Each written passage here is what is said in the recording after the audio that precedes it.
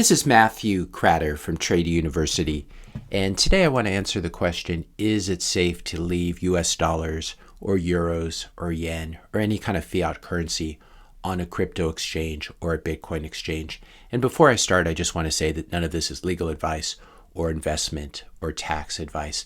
Now, on this channel, we've been talking a lot over the past couple of years about not your keys, not your coins, and a lot of people are waking up to this.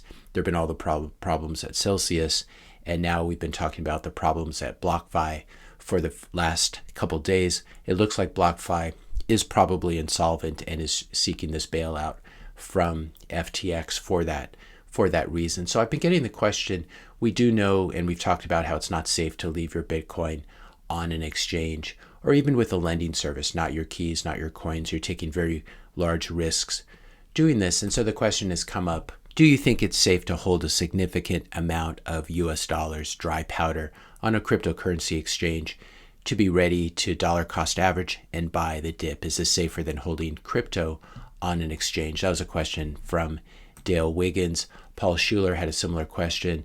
Matthew, I've got USD on Coinbase, which is covered by FDIC. I realize crypto assets can be seized, but that does not appear to be the case with US dollars, etc. Now, I would say if you're holding cash, if you're holding fiat money or crypto, it can always be seized by the bank, by the exchange, by the brokerage, by the broker. This is very unlikely. This is if you run into criminal trouble. But of course, this can always happen when you're holding your assets with a third party or custodian. So that would be the question about seizure. But I think the larger question here, is it safe? For example, if you're holding your cash on Coinbase, for example, and Coinbase were to file for bankruptcy, we do know, and I've covered it, how the crypto assets on the platform, including the Bitcoin, could then be included in the bankruptcy proceedings as part of the parent company, as part of Coinbase's assets, and as such, you could be second in line or third in line to the secured creditors of the company. So that's the problem with crypto assets. But it turns out that you are okay up to certain amounts with US dollars. And I think this is what these two questions are really asking. So I'm going to be talking about the US here, which is what I know best. If you're a US resident or citizen, I don't think you even need to be a citizen, and you have money at a US bank, you're covered by what's called FDIC insurance, or Federal Deposit Insurance Corporation is the government corporation that runs this FDIC. And this is mainly, I believe this was developed in the wake of the Great Depression when we had all these bank failures. And this is a way of basically ensuring that if a bank goes under, you will be made whole by the US government.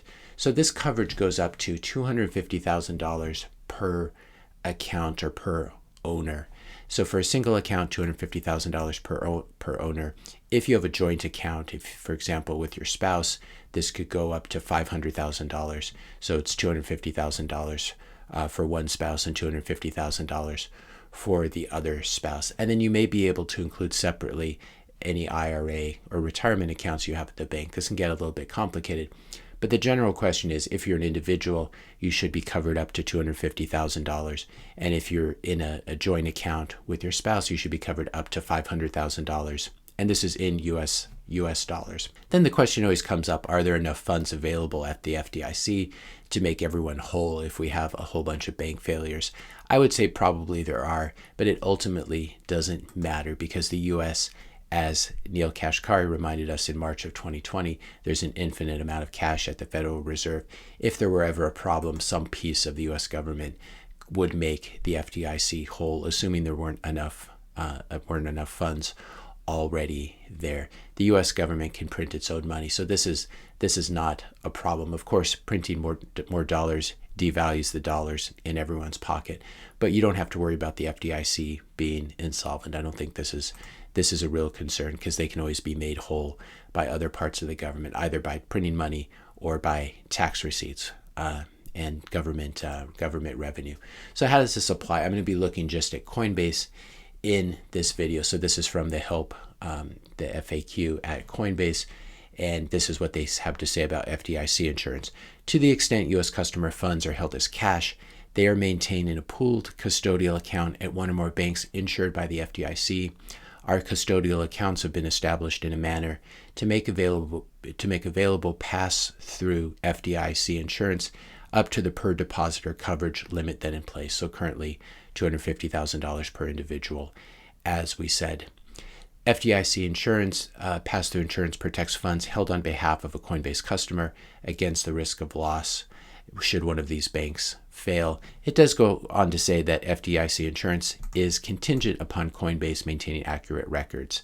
And so we're going to assume that they can do that. So I would not be worried holding up to $500,000 in a Coinbase account or Gemini or Kraken or Binance or Strike, etc. These all have FDIC insurance as far as I know, especially in the US. So you don't have to worry about leaving US dollars in these places, but you do have to worry about leaving cryptocurrencies. Cryptocurrencies, as it says here, this is again from Coinbase Help. Cryptocurrencies, including but not limited to tokens such as Bitcoin, Litecoin, Ethereum, and stablecoins such as USDC, are not covered by FDIC or SIPC insurance. And so there's this difference between the way they're treated. Obviously, cryptocurrencies are very new. They haven't been brought under FDIC insurance. Even stablecoins have not. And here's another warning from Coinbase. Coinbase is not a depository institution.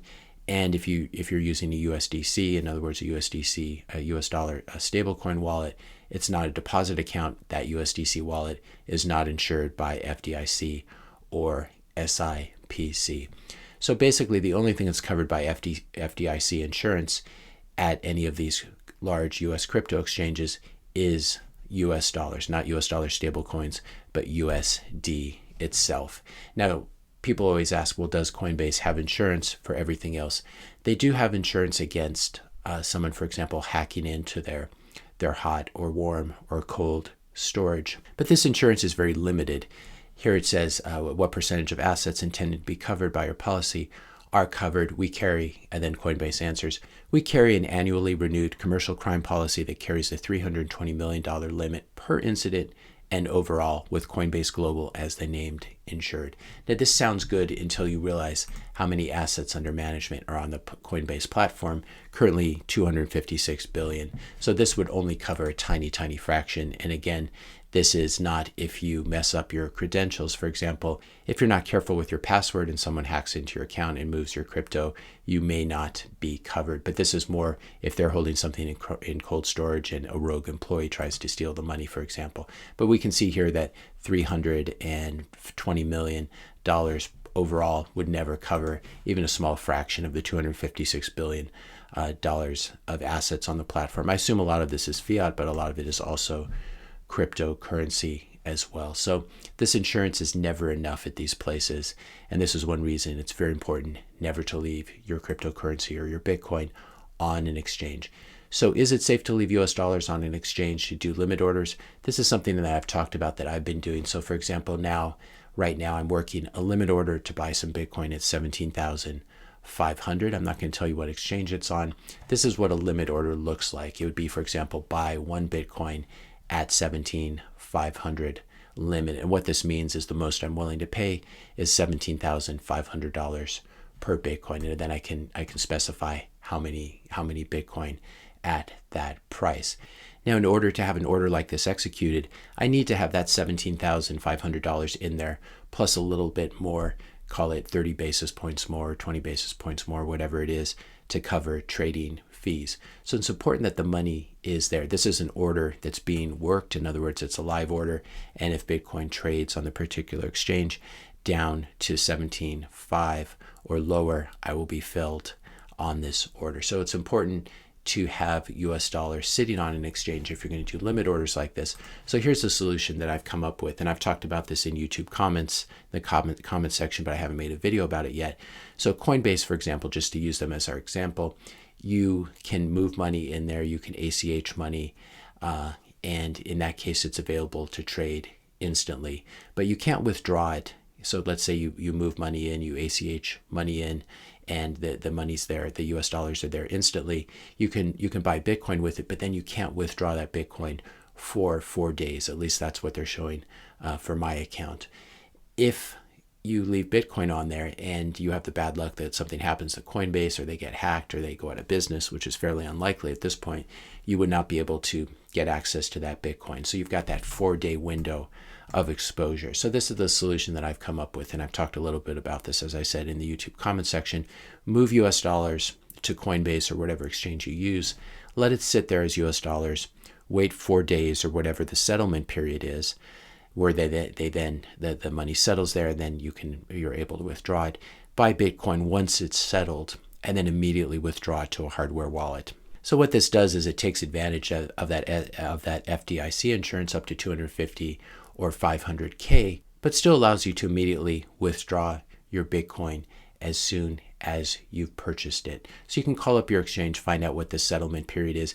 If you wire US dollars in, they will settle the same day, assuming the wire settles the same day. So if you do it before the wire cutoff limit, which is something like 2 or 3 o'clock, depending where you are in the country, in that case, the money will settle and you'll be able to withdraw the Bitcoin immediately.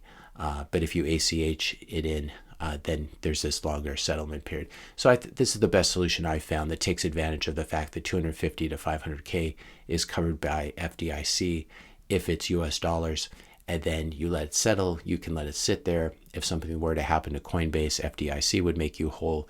But once it turns into Bitcoin, once you buy Bitcoin with it, then you withdraw it immediately and put it on a hardware wallet. If you leave it at Coinbase or anywhere else, it could be considered part of the company's assets in a bankruptcy proceeding. If you want to learn more about the safest ways to hold and store your Bitcoin, I've made 2 videos. The first one, the best ways to store small and medium amounts of Bitcoin, and I talk about how to define what small and medium is for you. And then I also talk about the best ways to store large amounts of Bitcoin using multisig. So I'll link to both of those videos below. But in the meantime, I hope that this has been helpful and really clarified the difference between what's covered by these exchanges in terms of FDIC and other insurance and what is not covered. If you found this video helpful, be sure to hit that subscribe and like button. Hit the notification bell if you want to be notified when I publish my next video. And let me know your questions and comments in the comment section below. Thanks a lot for watching, and I'll see you in the next video.